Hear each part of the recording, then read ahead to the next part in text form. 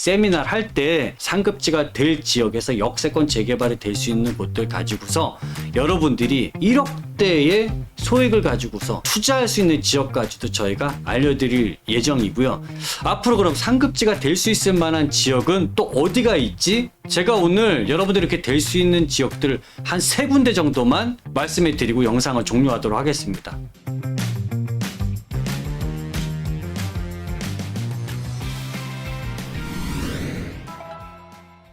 안녕하세요. 대북권의 이상수입니다.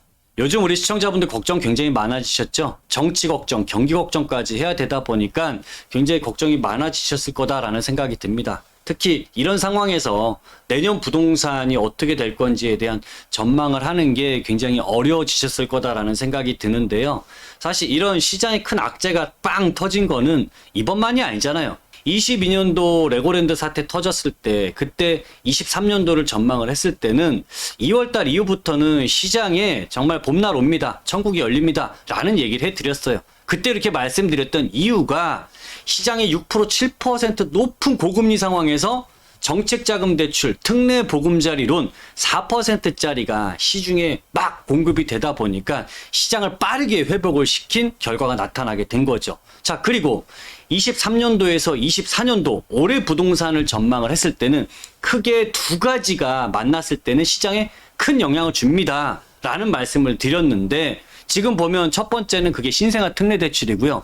두 번째는 우리 지금 상급지나 좋은 여러분들이 인기 지역들, 여러분들이 가고 싶어하는 지역들의 신규 입주 물량이 아예 없었다라는 겁니다. 자, 그러다 보니까 얼죽 시즌이라는 신조어가 생겨날 정도로 신축으로 대거 몰려 들어가게 되면서 신축의 가격이 그 기존에 있는 단지들 가격까지 끌어올리는, 그래서 신고가가 만들어지는 결과가 나타나게 됐습니다. 자, 이 상황에서 시장에서는 사람들이 정말 몰리는 곳만 몰리는 양극화가 크게 발생하게 되면서요. 상급지라고 하는 지역은 더 많이 오르게 됐고, 또 그렇지 않은 지역들 같은 경우에는 가격이 거의 오르지 못하는 이런 양극화가 굉장히 심화가 됐다라는 것이죠. 그래서 사실 내년에 부동산 같은 경우도 이런 정책자금 대출 55조가 풀리게 될 것이고, 또 이것과 더불어서 더 많은 시장에 정말 무제한 유동성을 공급하겠다라고 하니 앞으로 이런 양극화에 대한 부분을 우리는 더 신경 쓸 수밖에 없고, 이 부분을 절대 간과해서 안 되는 거거든요. 그래서 제가 오늘은 우리 시청자분들의 이 양극화에 대한 걱정, 이거를 한 방에 좀 시원하게 정리해 드릴 수 있는 이 방법에 대해서 제가 준비를 해 갖고 왔습니다. 오늘 내용 중요하니까 끝까지 봐주시고요. 시작하기 전에 구독과 좋아요 부탁드릴게요. 내년 상반기에는 정책자금 대출 55조원을 시작을 해서 은행들도 이제 총량이 리셋이 되기 때문에 대출 공급이 원활하게 되면서 시장이 회복세를 갈 것이고, 하반기에는 다시 대출을 쪼이게 되면서 시장이 주춤해질 것이다. 다들 이렇게 예상을 했잖아요. 자, 그런데 느닷없이 정말 변수가 빵빵빵 터져버리게 된 거죠.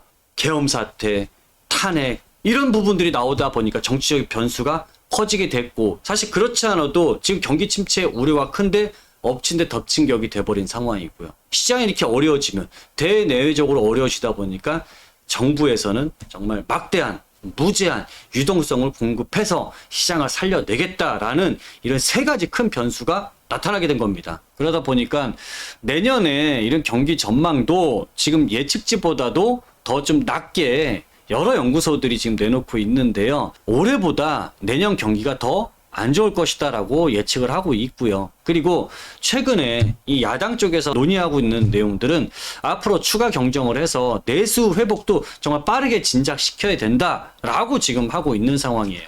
자, 이렇게 시장에 유동성이 막대하게 공급이 되고 결국 시장의 통화량이 크게 증가한다라는 소리는 여러분들도 다 아는 얘기잖아요.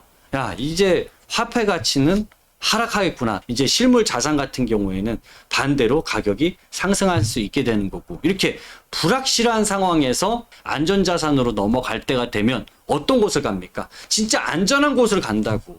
그러면 결과적으로 봤을 때는 이러한 안전한 곳으로만 자본들이 쏠리고 안전한 부동산으로 가게 되면 결국 시장은 또다시 양극화가 크게 벌어질 우려가 굉장히 커진다라는 거예요.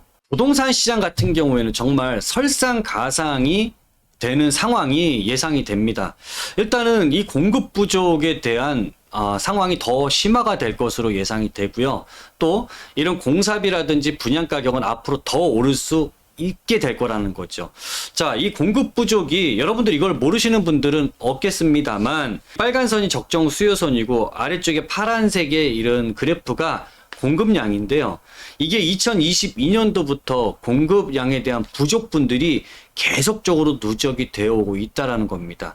13,000가구, 8,000가구, 9,000가구, 16,000가구 이게 자꾸 누적이 되어 오고 있다고요. 이게 가장 절벽으로 치닫는 시기가 2025에서 2026년도 넘어가는 이때입니다. 지금 24년도는 다 갔으니까 이제 하반기부터는 이 공급 내년에 26년도에 이 상황이 굉장히 뼈저리게 느껴질 거란 얘기예요. 그런데 지금도 이렇게 부족한 상황이 또 누적분이 많이 쌓이고 있는 이 와중에 현재 이런 탄핵 사태라는 엄청나게 큰 일이 벌어졌고 이로 인해서 행정부의 공백이 굉장히 우려가 되고 이 행정부가 제대로 돌아가지 않는다라고 했을 때는 지금 현재 진행되고 있는 신도시 공급이라든지 정비 사업이라든지 이런 여러 가지의 과정들이 잘 진행이 될까요? 이거 역시도 원활하게 진행이 안 될 수 있는 우려가 굉장히 커진다라는 겁니다. 그럼 가뜩이나 부족한 공급이 정말 굉장히 심각해질 수 있는 게 예상이 됩니다. 공급 부족에 대한 이런 결과가 신규 아파트가 잘 안 나오고 희소해지다 보니까 결국 분양 가격이 1년 사이에 5억이나 올라가는 이런 초유의 일들이 지금 만들어지고 있는 겁니다. 사실 여기에 대한 근본적인 이유는 서울 같은 경우에는 여러분들 생각해 보시면 이런 택지지구가 아니라 재개발 재건축을 통해서 새 아파트가 나와야 되거든요. 그런데 이런 공사비가 크게 오르다 보니까 조합원들의 분담금이 커지게 됐어요. 그리고 일부 이런 서울의 인기 지역들이 아닌 집값이 비싼 지역이 아닌 좀 집값이 저렴한 지역들 같은 경우에는 사업성이 안 나오다 보니까 공사가 중단되거나 어렵게 지정된 개발 구역도 해제가 되는 일들이 지금 나타나고 있단 말이죠. 그럼 결국에는 이 신규 아파트 공급에 원활하지 못한 거잖아요. 차질이 빚을 수밖에 없고 여기에 대한 신규 아파트 부족이 결국 이래 신규 분양 가격을 더 끌어올릴 수 있는 압력으로 작용을 한다라는 거죠. 이게 시장의 큰 설상가상의 문제로 나타나고 있는 겁니다. 앞으로 이런 부동산이 어디로 튈지 모른다라고 많이들 걱정들을 하세요. 그런데 우리가 여기서 어디로 튈지 모른다라고 길을 잃어버리면 안 됩니다, 여러분들. 자, 앞으로의 방향성을 정확하게 잡고 가야 내년도 부동산 전망을 할 수가 있는 거예요. 자, 일단 탄핵 정국은 결과적으로 끝나게 될 겁니다. 자, 그 이후부터는 시장은 안정세를 찾을 텐데 과거의 탄핵 정국일 때를 떠올려 보면은 헌법재판소를 지나서 그 이후에 조기 대선이 이루어지고 새로운 정부가 들어서게 되면서 시장은 안정세를 찾게 됐죠. 지금 이번 같은 경우에는 이 시점을 내년 2분기에서 3분기부터는 이제 안정세를 되찾을 것이다 라고 우리가 예상해 보는 게 타당할 것 같고요. 그 다음에 두 번째는 어떤 정부가 들어서든지 간에 공급 절벽으로 치닫고 있기 때문에 가장 최우선 과제로 특히 서울같이 재개발이나 재건축을 통해서만 공급이 될 수 있는 지역들 같은 경우에는 대도시의 재개발 활성화를 시킬 수밖에 없고 재건축 같은 경우에는 여전히 이런 재건축 초과 이익 환수제라는 큰 정말 언덕이 있고 담벼락이 막고 있기 때문에 이 부분은 좀 더 상황을 지켜봐야 될 것 같습니다. 자, 그리고 신도시 같은 경우에 새로운 신도시를 서울 안에서 공급하는 게 한계가 있기 때문에 서울 인접한 지역에 신도시를 새롭게 발굴해서 공급을 하던 현재 3기 신도시 진행 자체가 잘 안 되고 있는 이것들을 제도적으로 보완을 해서 속도를 더 올려줄 수 있는 방법들을 계속 강구해 나갈 수밖에 없을 겁니다. 자, 그리고 세 번째로는 지금 우리 기준금리는 이미 인하를 시작을 했고요. 여기에 맞춰서 이제 앞으로 대출금리도 영향을 받게 될 텐데요. 현재는 가상금리에 대한 이 부분이 높다 보니까 대출금리가 아직까지는 빨리 낮아지지 않고 있는데 현재 이런 경기에 대한 불확실성, 앞으로 경기가 어려워질 것이다 라고 예상을 하고 있는 상황에서 금리를 계속 고금리로 유지할 수 있을까요? 아마 이렇게 됐을 경우에는 은행이 국민한테 진짜 화살로 직격탄을 맞을 것 같은데요. 그런 일은 없겠죠. 그러다 보면 이 금리도 적정 수준에 맞게끔 가상금리도 인하를 하게 될 것이고 여기에 따라서 대출금리도 빠르게 하락할 수 있을 것이다 라는 방향성이 예상이 됩니다.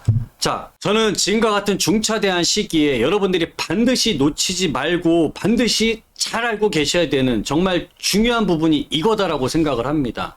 자, 우리 과거 2020년도에 코로나 사태가 있었고요. 2022년도에는 레고랜드 사태라는 정말 국가적인 엄청난 악재가 있었습니다. 자, 이때 분명히 시장은 큰 혼란에 빠졌었고 그 이후에 시장은 안정세를 찾았습니다. 근데 이 과정 속에서 어떤 일이 벌어졌죠? 정치적인 큰 혼돈에 빠져 있는 상황에서 결국 시간이 지나서 내년 하반기에는 안정세를 되찾게 될 겁니다. 그러면 이 속에서 여러분들의 기회가 되는 때는 과연 언제일까요? 혼돈의 시기, 이런 큰 악재가 터졌을 때가 기회일까요? 안 그러면 안정세를 타진 이유가 그때가 여러분들의 기회일까요? 자, 이거는 우리가 시세를 통해서도 분명히 알 수가 있는데요. 자, 지금 보는 이 아파트에 대한 실제 거래가 된 시세의 흐름을 우리가 알아볼 텐데요. 이 아파트는 서울에 있는 최상급지에 있는 강남에 있는 아파트가 아니고요. 마포 레미안 푸르지오라고 하는 대단지 아파트인데요. 여기에 가격을 흐름을 보게 되면 큰 폭의 하락이 두 번이 나타나게 됩니다. 자, 그게 언제냐면 요 시점이죠. 여기서 이렇게 넘어가는 시점. 자, 이때 2019년도 상반기죠. 자, 이때 무슨 일이 있었길래 가격이 20%나 폭락을 했을까요?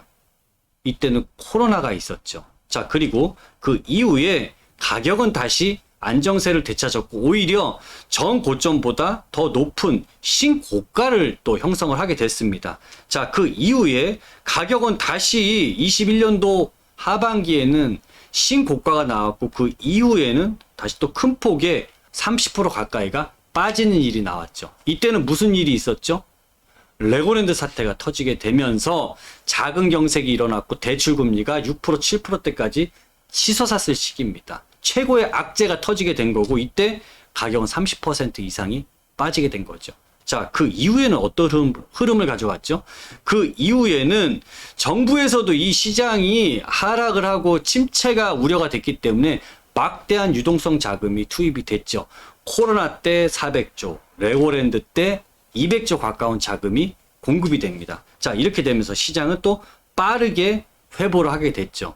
자, 여기에서 여러분들과 제가 찾아야 될 포인트가 뭐냐 하면, 자, 시장에서 갑작스럽게 급락하는 이 시점, 갑자기 급락했던 시점, 이때가 이 급락을 했던 시점이 이게 굉장히 좋은 기회가 아닐까요? 분명히 가격 하락이란 부분은 악재이긴 하지만 이 악재 속에 기회도 같이 도사리고 있다라는 겁니다. 이 부분들을 우리가 잘 캐치해 난다면 그 이후에 시장이 안정세가 돌아서면서 빠르게 회복하거나 빠르게 급등하는 이러한 기회를 우리가 가져갈 수 있다라는 부분이에요. 저는 이걸 꼭 우리 시청자분들이 기억을 하셨으면 좋겠습니다. 자, 우리 시청자분들이 위기 속에 기회가 있다라는 말을 모르시는 분들이 누가 있겠습니까? 다들 알고 계시는 얘기입니다. 다만 우리가 알고 싶은 건 이거겠죠. 그러면 이런 기회가 어디에서 어떻게 잡을 수가 있느냐에 바로 이 부분일 거예요. 자, 최근에 탄핵 사태 이후에 10명의 전문가들이 투표를 했는데 단기적으로는 시장 상황이 좀 불안정하고 불확실하니까 관망세가 예상이 된다라고 보고 있고요. 중장기적으로는 지금 시장의 공급 부족이 이제 현실화가 될 것이다라는 거죠. 25년에서 26년으로 넘어가는 시점은 공급 절벽 상황이 벌어지게 되고 이로 인해서 집값 상승에 대한 우려가 매우 크다라고 얘기를 하고 있습니다. 많은 전문가들이요. 자, 그런데 이분들 10명이면 10명 입을 모아서 이구동성으로 딱 한 가지, 가장 큰 문제가 이 한 가지가 있다라고 얘기들을 하세요. 자, 그게 바로 뭐냐 하면은 현재 시장의 양극화는 앞으로 더 심해져서 이제 초양극화로 벌어지게 될 것이다라는 부분이에요. 이 양극화라는 건 여러분들도 다들 아시다시피 사람들이 살려고 하는 지역 쪽으로만, 오르는 지역만, 그것만 계속적으로 높게 오르게 되는 거잖아요. 다른 곳들은 잘 안 오르는데 몰리는 곳들만 계속적으로 높게 오르는 게 양극화잖아요. 자, 그러면 우리는 여기서 뭘 캐치할 수 있냐면 우리가 그러면 어디를 가야 하느냐입니다. 자, 전문가들이 입 모아서 얘기하는 것은 양극화였습니다. 양극화의 최대 수혜 지역은 어디입니까, 그러면? 그렇죠. 결과적으로는 가장 유망한 투자처는 상급지가 되는 겁니다. 가장 대표적으로 반포라는 지역을 꼽을 수가 있겠죠. 30평 아파트 중에서 비싸게 거래된 건 원베일리라는 아파트입니다. 지금 그 아파트는 60억까지 가격이 실거래가 찍힌 아파트이기도 합니다. 야, 이거 미친 거 아니야? 라는 소리가 들릴 정도인데, 지금 보는 이 반포 주공 1단지 이 아파트 같은 경우에는 원베일리보다 더 비싼 시세가 형성될 거다라고 보는 게 바로 이 아파트예요. 이거 무려 5,000세대짜리고 지금 여기 보이는 이 그림 보세요. 이거 거의 뭐 두바이 같은 전경을 하고 있어요. 이 앞에 한강변에 바로 그냥 전면이 다 와이드로 한강 조망이 나오는 아파트다 보니까 이런 원베일리보다 더 한 단계 뛰어넘는 아파트가 나오게 될 것이다라고 예상을 하고 있는 단지입니다. 근데 이 단지 투자 금액을 볼게요. 가장 적게 들어갈 수 있는 평형을 사는데도 41억 들어갑니다. 투자금이 너무 비싸다 보니까 이제 서초구 안에서도 이것을 다음으로 따라갈 수 있는 지역이 어딜까라고 보는 게 최근에 가장 많은 사람들이 집중적으로 관심이 쏠리고 있는 게 바로 여기입니다. 반포랑 그냥 붙어 있는 옆 동네인 방배동입니다. 방배동 같은 경우에는 반포랑 붙어 있는데 반포에 투자하려고 봤더니 최소가 40억대 이상이 필요하고, 방배동을 봤더니 여기는 앞으로 새 아파트 될 1100세대짜리 단지를 20억 정도면 들어갈 수 있네? 그럼 무슨 생각이 들까요? 상대적으로 저렴하다라는 인식이 들 겁니다. 그런데 이 지역의 입지의 미래 가치는, 앞으로의 성장성은 반포로 따라간다라고 생각하지 않겠습니까? 그러다 보니까 지금은 방배동으로 사람들의 관심이 굉장히 크게 집중하고 있고요. 제2의 반포다라는 인식 때문에 그 8월 달에도 보면 DH방배라는 게 분양을 했을 때도 여기에는 통장이 6만 개가 몰렸습니다. 이 DH방배는 방배 5구역을 재건축한 단지예요. 이 재건축이라고 해서 아파트 재건축을 한 게 아니라 그 당시에는 단독주택 재건축이라고 해서 빌라 단독주택을 부셔서 아파트를 짓는 사업이 단독주택 재건축인데, 방배동에서 가장 랜드마크 단지 3,000세대 대장급 단지가 DH방배인 거죠. 그러다 보니까 여기에는 사람들이 야, 이거 분양만 잘 받으면 10억 로또가 아니라 12억 13억 로또가 되겠다라고 했어요. 왜냐하면 여기 반포가 평당 2억을 향해 가는데 DH방배 이 3,000세대짜리가 평당 1억 안 넘겠습니까? 최소한 1억 이상 갈 거다라고 예상을 하니까 35억은 갈 거야 라고 사람들이 예상을 하는데 22억의 분양이 나오니까 난리가 난 거죠. 자, 최근에 이런 난리는 또 났습니다. 여기 또 8억 로또라고 하고, 이거는 무슨 아파트냐 하면 방배동에 있는 삼익 아파트입니다. 삼익 아파트 재건축한 이 단지가 이게 언제 분양을 했냐면요, 우리 지금 탄핵 정국으로 시끌시끌한 지금 시점에 분양을 했는데 여기에 통장 3만 5천 개가 몰리게 된 거죠. 그러다 보니까 최고 1순위 경쟁률이 800대 1이라는 어마어마한 경쟁률이 나와버렸습니다. 자, 여러분들, 많은 사람들은 왜 이런 혼란한 시기에도 이런 곳을 찾아 들어올까요? 앞으로는 이런 상급지를 더 진입하기가 어렵고 불가능할 수밖에 없다라는 걸 이미 사람들은 아는 겁니다. 자, 이런 좀 혼란한 시기에 저렴하게 들어갈 수가 있고, 아직까지는 이 지역이 완전히 성장하기 전이다 보니까 저렴하게 들어갈 수 있기 때문에 이때를 기회로 보고 들어가는 겁니다.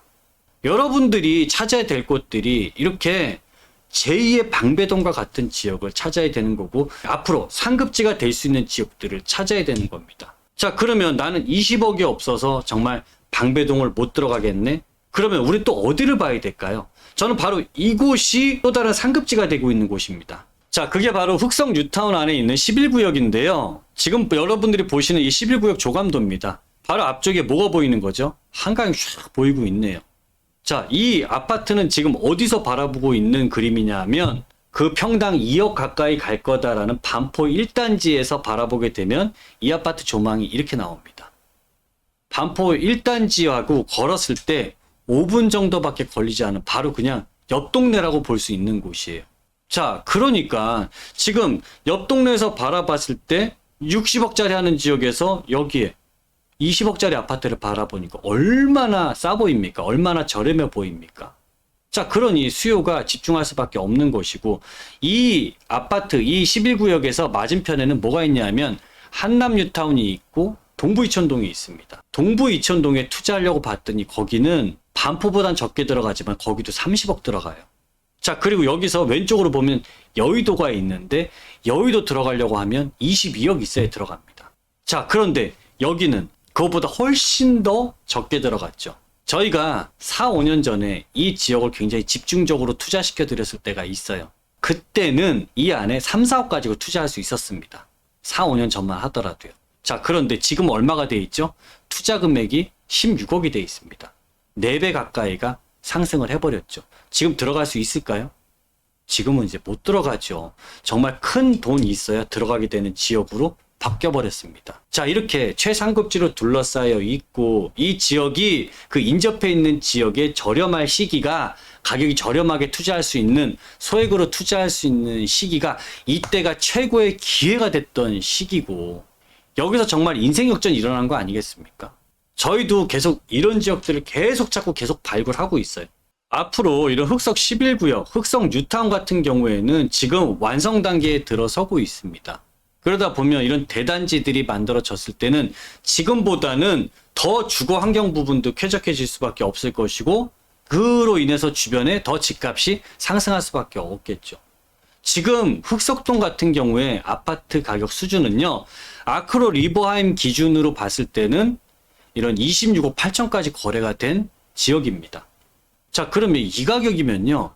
잠실에 있는 엘스나 리센츠급 가격대랑 똑같아요. 자, 흑석동이 그런 일들이 실제로 벌어진 거죠. 이렇게 상급지가 될 여력을 갖추고 있는 곳들이 개발이 돼서 새 아파트가 나왔을 때 대단지를 이루게 된다면 상급지의 가격까지도 상승할 수 있는 겁니다. 우리는 지금 뭘 찾아야 되는 거냐면 앞으로 제2의 흑석동과 같은 상급지가 될 지역들을 우리는 찾아야 되는 거고 저희도 지금 그래서 이런 단지들을 계속적으로 될 수 있는 곳들을 계속 발굴해내고 있는 거고요.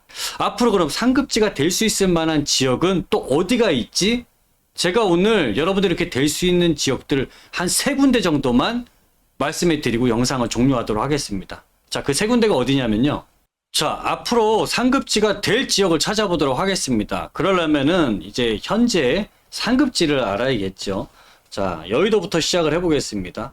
여의도에서 이제 마포 쪽으로 쭉 넘어오고요. 여기 남산 쪽 옆으로 넘어가면서 이제 성동구, 그렇죠? 옥수동, 금호동. 최근에 이제 신고가 이미 갱신한 지역이죠. 여기 성수동 넘어오고 전략정비구역 넘어와서 아래쪽으로 잠실을 지나서 강남이죠. 그 다음부터 강남, 방배를 지나고 이쪽 위로 반포로 넘어오고 흑석동, 그 다음에 노량진, 여의도까지 다시 오게 되는 이 라인이 현재 상급 지역이다라고 할 수가 있는 지역입니다. 이 지역들은 지금 여러분들이 보시는 굉장히 여러 가지 선들이 엉켜 있는데 이게 지하철 노선도라고 보시면 돼요. 그 위에 제가 상급지를 지금 그린 것이고요.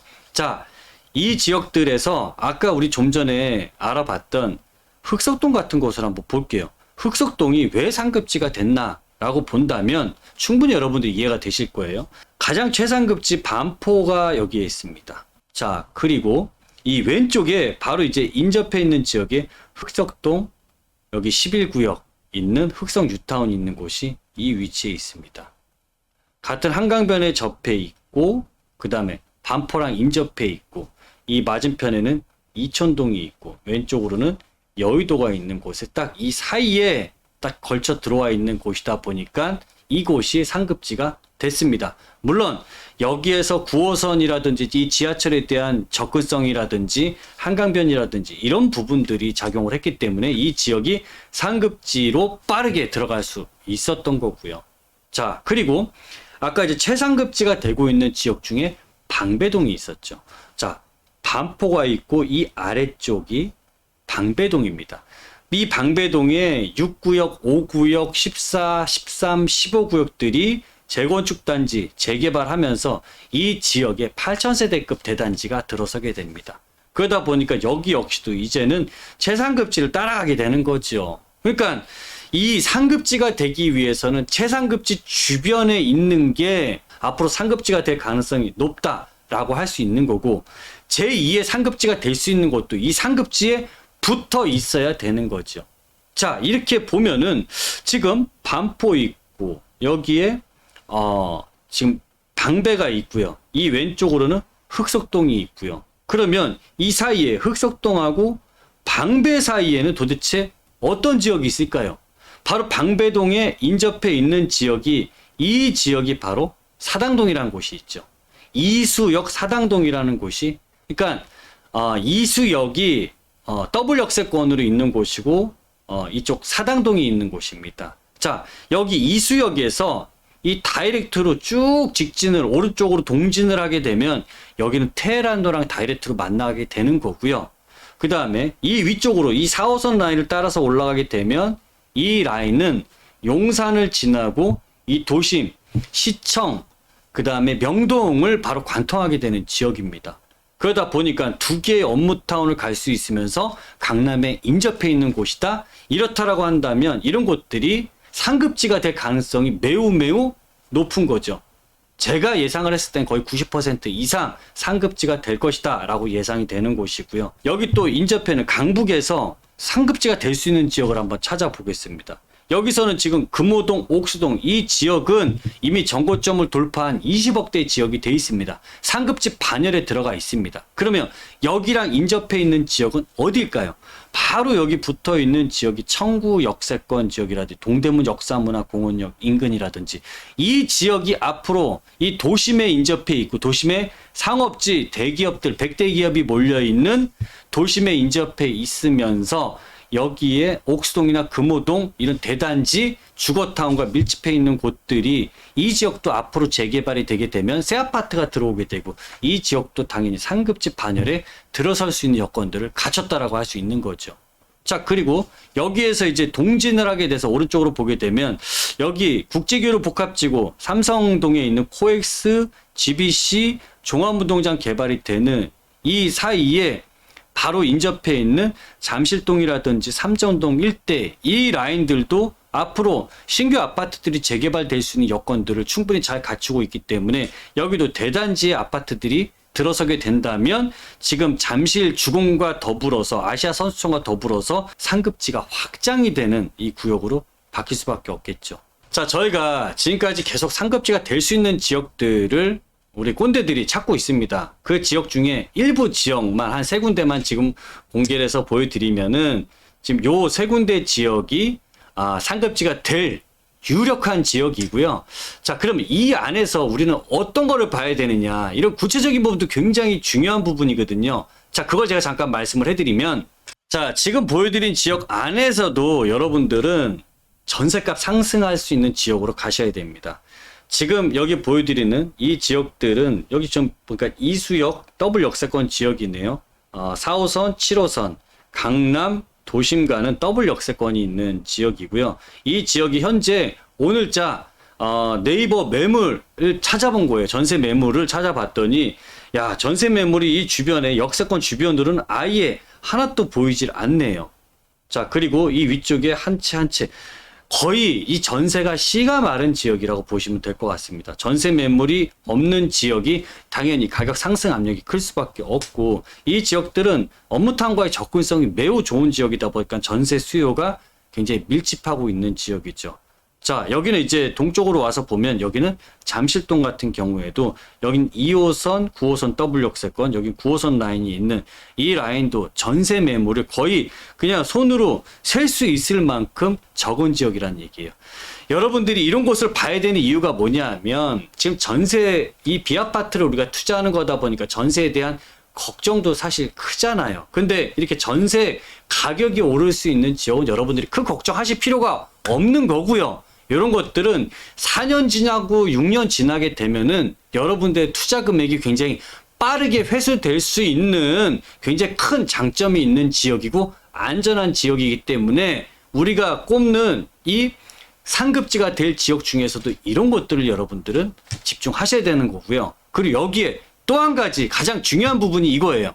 역세권 재개발 가능한 유망 지역으로 들어가십시오. 그리고 거기에 대한 조건은 제가 여기서 정의를 내려드릴게요.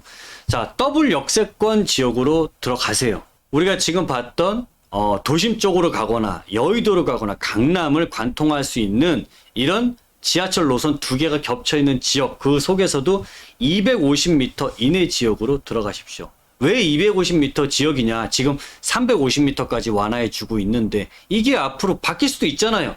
350m가 250m로 줄어들 가능성도 있고, 또 250m 안에 들어가 있다는 소리는 그 지역을 빼놓고서 재개발할 수가 없습니다. 그러니까 무조건 250m 안에 있는 지역들은 이 재개발 범위 안에 포함될 수밖에 없기 때문에 가장 안전하고 확실한 지역이다라는 거죠. 자, 그리고 또 하나 주의하셔야 될 점은 뭐냐면, 기존에 그 역세권 안에 250m 안에 350m 안에 들어가 있다 하더라도 이미 다른 개발을 진행하고 있는 곳들, 모아타운이라든지 신통이라든지 어떤 뭐 지주택이라든지 이런 게 진행되고 있는 곳들이면 여기는 피해야 됩니다. 거긴 역세권 재개발 안 해줍니다. 그렇기 때문에 이런 개발이 없이 새롭게 들어가는 지역을 반드시 공략하셔야 역세권 재개발이 될 수 있다라고 말씀드릴 수 있고, 역세권 재개발이 가장 유망한 이유는 이 아래쪽에 보이는 이것 때문에 그래요.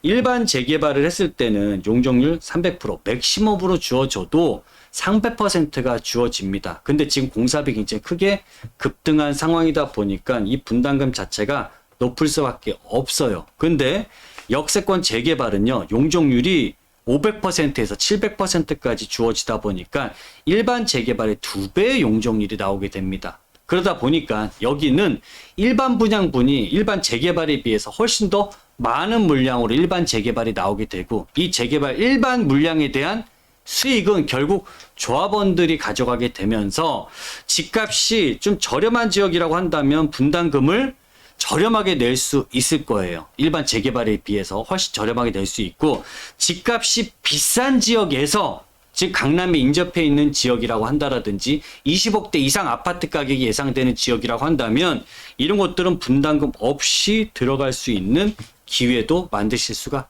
있을 겁니다. 자, 그러면 20억대 이상 정말 고가의 지역에서 가장 저렴하게 가져갈 수 있는 방법이, 지금은 이 기회가 열려 있고 이런 지역들이 상급지로 바뀔 수 있는 지역 안에서 찾는다면은 지금 이런 곳이야말로 우리 시청자분들께 정말 최고의 기회가 되고 인생 역전의 기회가 되지 않을까요? 그래서 이번 주 세미나, 다음 주 세미나에서 저하고 우리 권권대님, 김권대님이 세미나를 할 때 이런 지역들에 대한 상급지가 될 지역에서 역세권 재개발이 될 수 있는 곳들 가지고서 여러분들이 1억대의 소액을 가지고서 투자할 수 있는 지역까지도 저희가 알려드릴 예정이고요. 이 지역을 아주 꼼꼼하게 준비를 했습니다. 여러분들 시간 내서 나오세요. 지금 아니면 이렇게 소액으로 투자할 수 있는 이런 지역들이나 기회는 자꾸 앞으로 시간이 지나가게 되면 점차적으로 사라지게 될 겁니다. 오늘 내용이 시청자분들께 도움이 되셨다면 구독과 좋아요, 알람 설정 부탁드리고요. 지금까지 이상수였습니다. 감사합니다.